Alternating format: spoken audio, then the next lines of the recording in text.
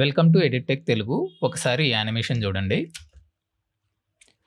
Premiere Pro సాఫ్ట్వేర్లో ఈ simple animation ఎలా క్రియేట్ చేయాలి అనేది స్టెప్ బై స్టెప్ ఎక్స్ప్లెయిన్ చేస్తాను. మీరు ప్రీమియర్ ప్రో సాఫ్ట్వేర్లో కంప్లీట్ బిగినర్ అయితే ఈ సెషన్ మీకు ఖచ్చితంగా హెల్ప్ అవుతుంది. ఎండ్ వరకు చూడండి. ఇంకా మీరు మన ఛానల్ని సబ్స్క్రైబ్ చేయకపోతే ప్రీమియర్ ప్రోలో వీడియో ఎడిటింగ్ డీప్గా నేర్చుకోవడానికి మన ఛానల్ని ఇప్పుడే సబ్స్క్రైబ్ చేయండి. సో ఇప్పుడు యానిమేషన్ క్రియేట్ చేయడానికి నాకు ఫస్ట్ బ్యాక్గ్రౌండ్ కావాలి. సో నేను ఆల్రెడీ బ్యాక్గ్రౌండ్ క్రియేట్ చేశాను. మళ్ళీ ఒక బ్యాక్గ్రౌండ్ క్రియేట్ చేస్తున్నాను. బ్యాక్గ్రౌండ్ క్రియేట్ చేయడానికి ఇక్కడ న్యూ ఐటమ్ అని ఒక ఆప్షన్ కనిపిస్తుంది మన ప్రాజెక్ట్ ప్యానల్లో.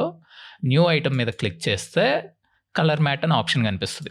ఈ కలర్ మ్యాట్ మీద క్లిక్ చేస్తే మనం ఏదైతే సీక్వెన్స్ రిజల్యూషన్ సెట్టింగ్స్ తీసుకున్నామో అవే సెట్టింగ్స్ తోటి మనకు ఆప్షన్స్ కనిపిస్తాయి. ఓకే అని క్లిక్ చేసిన తర్వాత మనం ఏ కలర్ చూస్ చేసుకోవాలి. సో నేను వైట్ కలర్ కాకుండా లిటిల్ బిట్ బ్లూ కలర్ ఉండేలాగా, మరి లైట్ బ్లూ కలర్ ఉండేలాగా నేను కలర్ని సెలెక్ట్ చేసుకొని ఓకే అని క్లిక్ చేసి దీనికి బీజీ అని రీనేమ్ చేస్తున్నా బ్యాక్గ్రౌండ్ అని చెప్పేసి.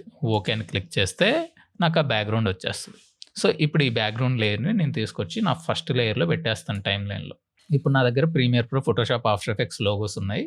ఈ లోగోస్ నేను ఫ్లాట్ ఐకాన్ అనే వెబ్సైట్ నుంచి డౌన్లోడ్ చేశాను. ఆ వెబ్సైట్ లింక్ కూడా నేను డిస్క్రిప్షన్లో మెన్షన్ చేస్తాను. సో ఇప్పుడు నేను ఇక్కడ ఫోటోషాప్ అనేది మిడిల్లో పెట్టుకున్నా, Premiere Pro and After Effects side పెట్టేశాను. ఎందుకంటే comparatively Premiere Pro, After Effects రెండు సేమ్ కలర్లో ఉన్నాయి, ఫోటోషాప్ ఒకటి డిఫరెంట్ కలర్లో ఉంది. సో దట్ ఆ డిఫరెంట్ ఉన్న కలర్ని నేను మిడిల్లో ప్లేస్ చేసుకున్నా. సో ఫోటోషాప్ తీసుకొచ్చి సెకండ్ లేయర్లో పెడుతున్నా, Premiere Pro on third layer and After Effects on fourth layer. Okay, so ఇప్పుడు నేను ఇక్కడ ప్లే హెడ్ బార్ క్లిక్ చేస్తే నాకు ఇలా కనిపిస్తున్నాయి. సో వీటి సైజ్ కొంచెం పెద్దగా ఉంది. ఈ 3 లేయర్స్ని ఒకేసారి సెలెక్ట్ చేసుకొని మీ దగ్గర ప్రీమియర్ ప్రో 2025, 2026 వర్షన్స్ ఉంటే ప్రాపర్టీస్ అనే ప్యానల్ ఉంటుంది. ఈ ప్రాపర్టీస్ అనే ప్యానల్ సెలెక్ట్ చేసుకుంటే స్కేల్ అనేది మూడింటికి ఒకేసారి కంట్రోల్ చేయొచ్చు.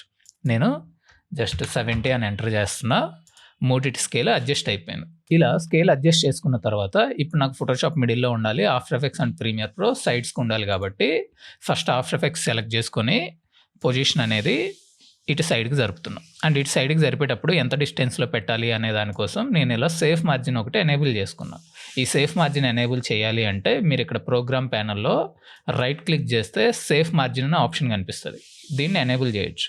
ఇది ఎనేబుల్లో ఉంది కాబట్టి మళ్ళీ క్లిక్ చేస్తే డిజేబుల్ అవుతుంది. మళ్ళీ ఎనేబుల్ చేయాలి అంటే ప్రోగ్రామ్ ప్యానల్ మీద రైట్ క్లిక్ చేస్తాం, సేఫ్ మార్జిన్ ఎనేబుల్ చేసుకుంటాం. నెక్స్ట్ ప్రీమియర్ ప్రో లోగోని కూడా సెలెక్ట్ చేసుకొని ఇక్కడ ప్రాపర్టీస్ ప్యానల్లో పొజిషన్ అనేది నేను అడ్జస్ట్ చేస్తున్నాను. అదే అండ్ ఇలా అడ్జస్ట్ చేసేటప్పుడు ఇక్కడ డిస్టెన్స్ ఎంత ఉంది, ఇక్కడ సిమిలర్ డిస్టెన్స్ ఉండేలాగా నేను అడ్జస్ట్ చేసుకున్నాను. సో ఇప్పుడు నెక్స్ట్ ఇంపార్టెంట్ స్టెప్ ఏంటి అంటే ఈ 3 లేయర్స్ని సెలెక్ట్ చేసుకొని ఇక్కడ ఎఫెక్ట్స్ ప్యానల్లో మీరు ట్రాన్స్ఫార్మ్ అని సెర్చ్ చేయండి. TRANS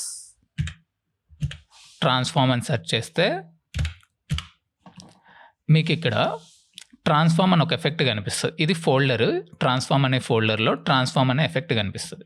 ఈ ఎఫెక్ట్ని మూడింటికి ఒకేసారి అప్లై చేయొచ్చు. 3 సెలెక్ట్ అయి ఉన్నాయి కాబట్టి జస్ట్ ఈ ట్రాన్స్ఫార్మ్ అనే ఎఫెక్ట్ని క్లిక్ చేసి డ్రాగ్ చేసి రిలీజ్ చేస్తే 3 సెలెక్ట్ అవుతున్నాయి. చూడండి, ఇప్పుడు ఆ ట్రాన్స్ఫార్మ్ అనే ఎఫెక్ట్ మూడింటికి అప్లై అయిపోయింది. ఇప్పుడు నా ప్లే హెడ్ బార్ పొజిషన్ అంటే మీ ఎండ్ యానిమేషన్ అంటే మీ ఫైనల్ పొజిషన్ ఎక్కడ ఉండాలనేది ఫిక్స్ చేసుకొని, ఫర్ ఎగ్జాంపుల్ ఇప్పుడు నేను అప్ యారో క్లిక్ చేసి స్టార్టింగ్కి వచ్చేసాను. కొంచెం జూమ్ చేసుకుంటున్నా. నా క్యాలిక్యులేషన్ నీట్గా ఉండడం కోసం ఏం చేస్తున్నా అంటే ఈ 4 లేయర్స్ని సెలెక్ట్ చేసుకొని 6 సెకండ్స్ నుంచి స్టార్ట్ చేస్తున్నా. ఇప్పుడు నా ప్లే హెడ్ బార్ నేను 7 సెకండ్స్ దగ్గర పెట్టేసి సో అంటే ఈ 7 సెకండ్స్కి వచ్చేసరికి వీటి ఫైనల్ పొజిషన్ ఇక్కడే ఉండాలి. సో దట్ ఫోటోషాప్ లేయర్ మీద క్లిక్ చేస్తున్నాను, ఎఫెక్ట్స్ కంట్రోల్ ప్యానల్లోకి వచ్చేసి అప్లై చేసిన ట్రాన్స్ఫార్మ్ ఎఫెక్ట్ కనిపిస్తూ ఉంటుంది. పొజిషన్ లాక్ చేసేస్తున్నాను. సేమ్ ఇదే స్టెప్ ప్రీమియర్ ప్రోకి కూడా పొజిషన్ లాక్ చేశాను. ఆఫ్టర్ ఎఫెక్ట్స్ ఓపెన్ చేసి పొజిషన్ అనేది లాక్ చేశాను. ఇలా లాక్ చేసుకున్న తర్వాత ఇప్పుడు నా స్టార్టింగ్కి వచ్చేస్తున్నా. స్టార్టింగ్కి వచ్చేసి ఇప్పుడు ఆఫ్టర్ ఎఫెక్ట్స్ ఆల్రెడీ సెలెక్ట్ అయ్యింది. ఇప్పుడు ఆఫ్టర్ ఎఫెక్ట్స్ని స్క్రీన్లో నుంచి లెఫ్ట్కి మూవ్ చేస్తున్నా. సో మరి ఎక్కువ మూవ్ చేయకుండా జస్ట్ బయటకు వెళ్ళేంత వరకు మూవ్ చేశాను. నెక్స్ట్ ప్రీమియర్ ప్రోని సెలెక్ట్ చేసుకొని రైట్కి మూవ్ చేశాను. దెన్ ఫోటోషాప్ని సెలెక్ట్ చేసుకొని అప్ పైకి మూవ్ చేస్తున్నా. సో ఇప్పుడు నేను ప్లే చేస్తే బేసిక్ యానిమేషన్ అనేది ఇలా వస్తుంది. ఇది వెరీ బేసిక్. సో దీన్ని ఇంకా బెటర్ చేయడానికి నేను ఏం చేస్తున్నానంటే ఎఫెక్ట్స్ కంట్రోల్ ప్యానల్లో కీ ఫ్రేమ్స్కి ఈజింగ్ అనేది యాడ్ చేస్తున్నాను. సో ఇప్పుడు ఈజింగ్ యాడ్ చేయడానికి నేను ఏం చేస్తున్నాను అంటే పొజిషన్ ప్రాపర్టీకి యారో బటన్ కనిపిస్తుంది కదా, దీని మీద క్లిక్ చేస్తే నాకు స్పీడ్ గ్రాఫ్ అనేది కనిపిస్తుంది. ఈ స్పీడ్ గ్రాఫ్ ఓపెన్ అయిన తర్వాత కీ ఫ్రేమ్ని సెలెక్ట్ చేసుకొని right click, temporal interpolation, ease in and first key ఫ్రేమ్ని సెలెక్ట్ చేసుకొని టెంపరల్ ఇంటర్ప్రిటేషన్ ఈజ్ అవుట్. ఇలా నాకు కర్వ్ వచ్చేస్తుంది. బట్ జస్ట్ కర్వ్ వస్తే సరిపోదు. నాకు స్టార్టింగ్‌లో స్పీడ్‌గా ఉండాలి. ఎండింగ్ వచ్చేసి స్మూత్‌గా ఉండాలి. సో దట్ ఈ కర్వ్ సెకండ్ కీ ఫ్రేమ్ దగ్గర ఉన్న కంట్రోలర్‌ని క్లిక్ చేసి హోల్డ్ చేసి పీక్ స్టార్టింగ్‌లో ఉండేలాగా నేను కర్వ్‌ని అడ్జస్ట్ చేస్తున్నా. సో ఇప్పుడు ఇదే స్టెప్ రిమైనింగ్ 2 లేయర్స్‌కి కూడా చేయాలి. సో ప్రీమియర్ ప్రోని సెలెక్ట్ చేసుకొని right click temporal interpolation ease in and first key ఫ్రేమ్‌ని సెలెక్ట్ చేసుకొని temporal interpolation ease out and speed graph open చేసుకొని కొంచెం ప్లస్ యూజ్ చేస్తే జూమ్ అవుతుంది అండ్ ఇక్కడ ఈ బార్ని యూజ్ చేసుకొని మనం ఇలా అడ్జస్ట్ చేసుకోవచ్చు. కర్వ్ స్టార్టింగ్లో ఉండేలాగా, కర్వ్ పీక్ స్టార్టింగ్లో ఉండేలాగా అడ్జస్ట్ చేస్తున్నా. Same step After effects.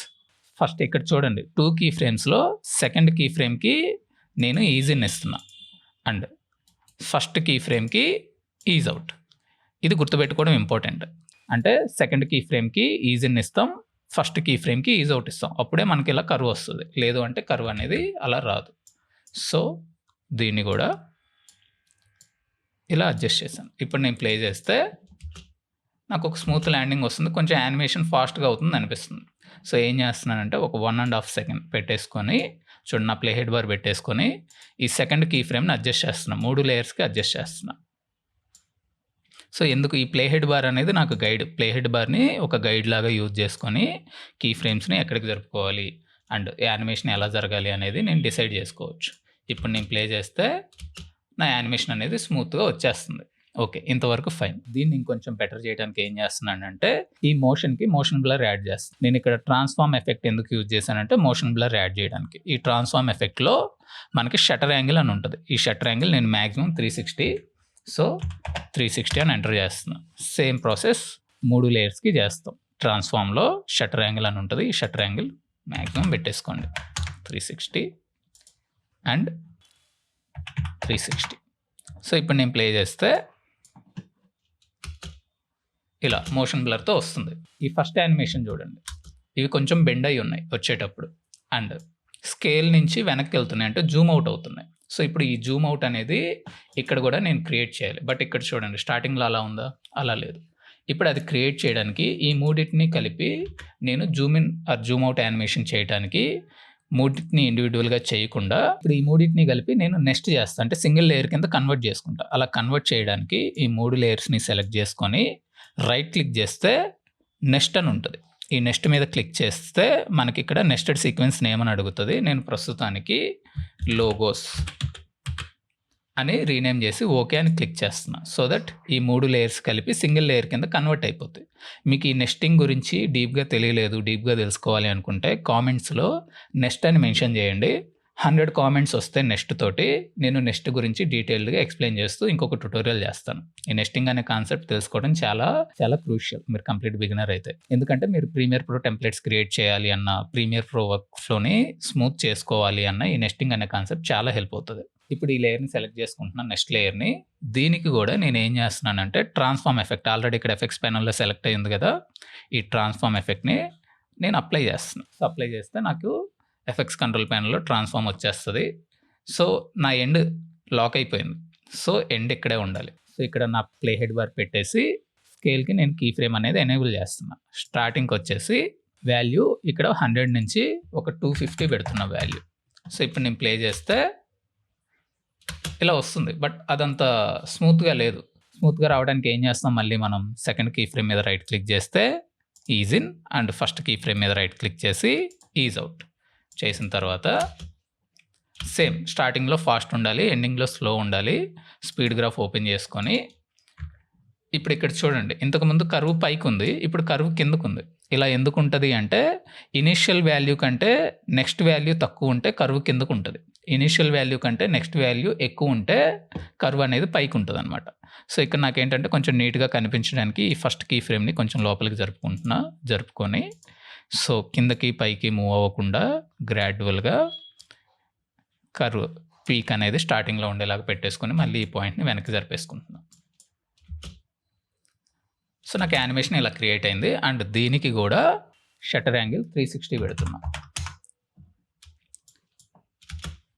ఇంతవరకు ఓకే. బట్ ఇక్కడ నాకు చూడండి ఈ బెండ్ కనిపిస్తుంది కదా, ఈ స్క్యూ లాగా కనిపించడానికి నేను ఏం చేస్తున్నాను అంటే నాకు ఒక ఎఫెక్ట్ ఉంటుంది. సో మీరు ఎఫెక్ట్స్ ప్యానెల్ ఓపెన్ చేసి వీడియో ఎఫెక్ట్స్లో డిస్ట్రాక్ట్ అనే ఫోల్డర్ ఓపెన్ చేస్తే మీకు ఇక్కడ లెన్స్ డిస్ట్రాక్షన్ అనే ఒక ఎఫెక్ట్ ఉంటుంది. సో ఈ లెన్స్ డిస్ట్రాక్షన్ అనే ఎఫెక్ట్ని నేను అప్లై చేస్తున్నాను.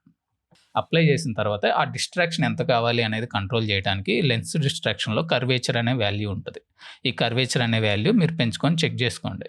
సో ఇప్పుడు నేను వెనక్కి అంటే వాల్యూ పెంచుతుండే డిస్ట్రాక్షన్ అనేది రివర్స్ అవుతుంది. నాకు రివర్స్ అవ్వద్దు, ఫార్వర్డ్ అవ్వాలి కాబట్టి వాల్యూ నెగిటివ్ పెడుతున్నా.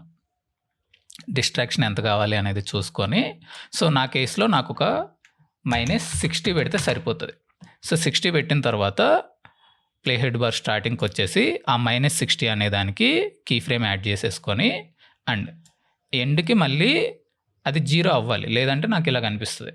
అలా 0 అవ్వడానికి కర్వేచర్కి 0 అనేది క్లిక్ చేశాను. సో దట్ ఫస్ట్ -60కి కీ ఫ్రేమ్ యాడ్ అయింది అండ్ 0కి వచ్చేస్తుంది.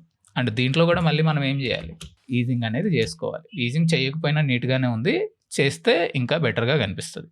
సో అలా కనిపించడానికి ease in and first key ఫ్రేమ్ని సెలెక్ట్ చేసుకొని ease out and speed graph open చేసుకొని, సో ఈ స్పీడ్ గ్రాఫ్ని మనం ఎంత నీట్గా అర్థం చేసుకుంటే మన యానిమేషన్ అనేది అంత స్మూత్ వస్తుంది. సో ఈ స్పీడ్ గ్రాఫ్ గురించి, ఈవెన్ కీ ఫ్రేమ్స్ గురించి మన ఛానల్లో ఆల్రెడీ డీటెయిల్డ్ ట్యూటోరియల్స్ ఉన్నాయి, డిస్క్రిప్షన్లో మెన్షన్ చేస్తాను, ఒకసారి చూడండి. సో ఇప్పుడు నా ఫైనల్ యానిమేషన్ ప్లే చేస్తే ఇలా క్రియేట్ అవుతుంది. ఈ సెషన్ మీకు హెల్ప్ అయింది అనిపిస్తే ఖచ్చితంగా లైక్ చేయండి. ఈ నెస్టింగ్ అనే కాన్సెప్ట్ గురించి డీటెయిల్గా తెలుసుకోవాలి అనుకుంటే కామెంట్స్లో NEST అని మెన్షన్ చేయండి. 100 కామెంట్స్ వస్తే నేను ట్యూటోరియల్ పక్కా చేస్తాను. That's it for this session. See you in the next session.